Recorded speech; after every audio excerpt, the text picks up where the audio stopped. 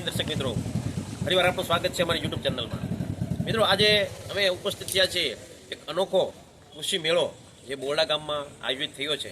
અને આ પાછળ બોર્ડ જોઈ રહ્યો છો કે જે પ્રાકૃતિક સંશોધન ઉપર પ્રાકૃતિક ખેતી કઈ રીતે કરવી એના ઉપર આધારિત આ કૃષિ મેળો છે। ઘોઘા, મોવા અને તળાજા 3 તાલુકાના ખેડૂતો આ કૃષિ મેળામાં બહોળી પ્રમાણમાં ભાગ લે છે।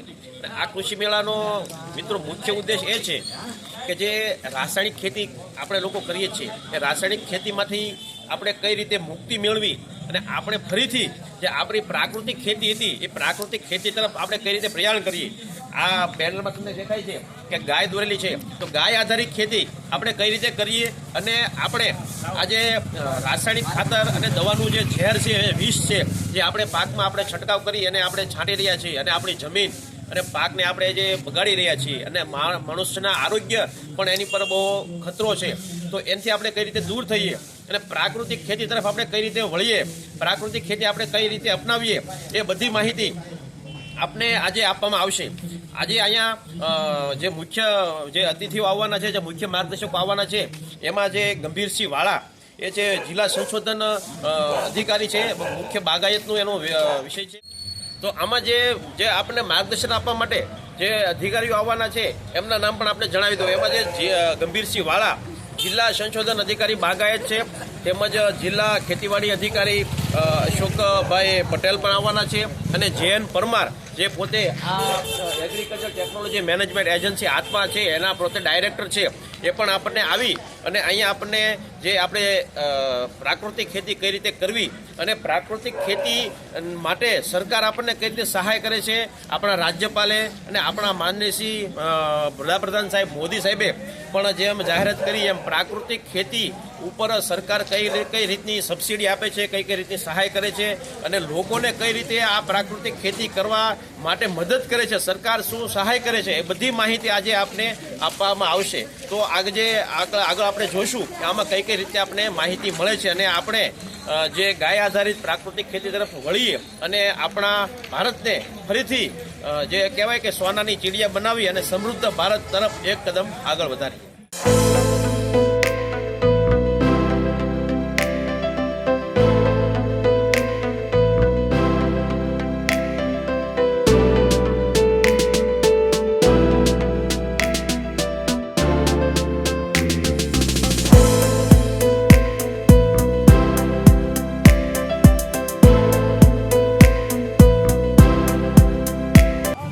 મિત્રો, આપણે અહીંયા કૃષિ મેળામાં ઉપસ્થિત થયા છે અને આપણી સાથે અત્યારે ઝાલા સાહેબ ઉપસ્થિત છે, તે પોતે પ્રાકૃતિક ખેતી વિશે આપણને થોડીક વિશેષમાં ડિટેલમાં માહિતી આપશે। તો આગલો સંવાદ આપણે ઝાલા સાહેબ આપનું સ્વાગત છે।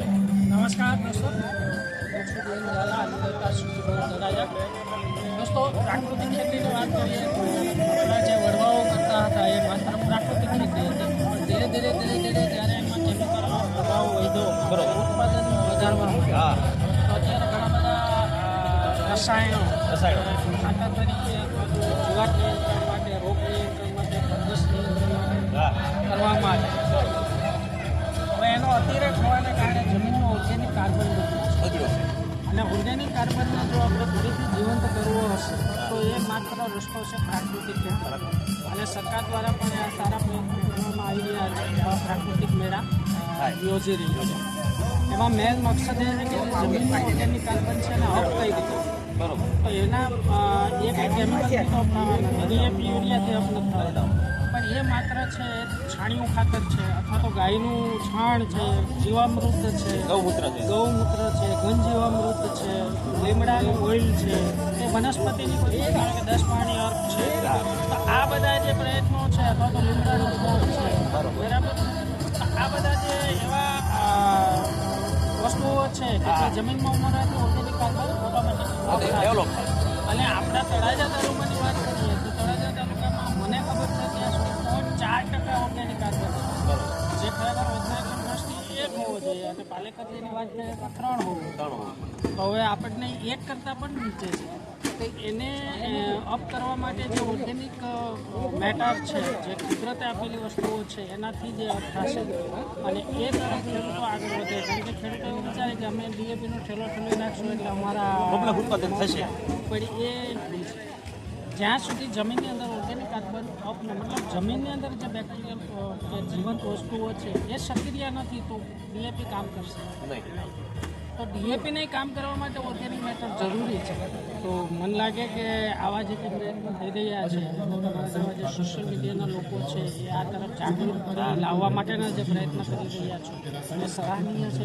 અને આવતા ભવિષ્યમાં ધીરે ધીરે એમાં પરિવર્તન આવતા રહેશે અને ભવિષ્યમાં ઓર્ગેનિક કાર્બન વધશે અને જ્યારે ઓર્ગેનિક કાર્બન વધશે ત્યારે દવા અને ખાતરનું પ્રમાણ ઘટશે. આ દવાનો પ્રયોગ ઘટી જાય. એટલે કેમિકલ જ્યારે ઘટશે ત્યારે જે ઉત્પાદન આવશે એ સારું ઉત્પાદન આવશે અને લોકો ખાશે. કારણ કે અત્યારે મોટાભાગનો પૈસો છે એ દવાખાને જઈ રહ્યો દવાખાને જાય છે. અને એમાં મોટું કારણ એ પણ છે કે ખેતીમાં ઝેર એ ખેતીના ઝેર જો ઓછા થાય તો લોકોના જીવનમાં ઝેર ઓછું હશે અને લોકોના જીવનમાં ઝેર ઓછો હશે તો ખર્ચ ઝાલા સાહેબે બહુ સારી વાત કરી કે આપણે જે પૈસો કમાઈએ છીએ, આપણે જે આજીવિકા મેળવીએ છીએ એમાંથી મોટા ભાગના પૈસા જે છે એ આપણે ડૉક્ટરના દવાખાનામાં આપણે વાપરીએ છીએ. કારણ કે આપણે ચોખ્ખું શુદ્ધ ખાતર નથી, રાસાયણિક યુક્ત ખોરાક આપણે ખાઈએ છીએ. તો જો આપણે પ્રાકૃતિક ખેતી તરફ વળીશું તો એના કારણે આપણે જે ખાઈશું એ પણ શુદ્ધ હશે.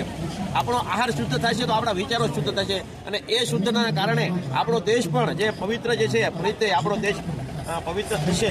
તો એની માટે આ ખૂબ જ સારો પ્રયત્ન છે. ઝાલા સાહેબ આપણે અમૂલ્ય સમય આપી અમને માહિતી આપી એ બદલ ખૂબ આભાર આપતો. ખેડૂતો માટે આપણું કામ જ છે કે ખેડૂતોમાં જાગૃતતા વધે. તમારા જે લોકો આગળ આવ્યા છે એ સરાહનીય બાબત છે કે એ લોકો આ પ્રયત્ન કરી રહ્યા છે કે લોકો સુધી આ મેસેજને પહોંચાડવા માટે તત્પર રહે છે.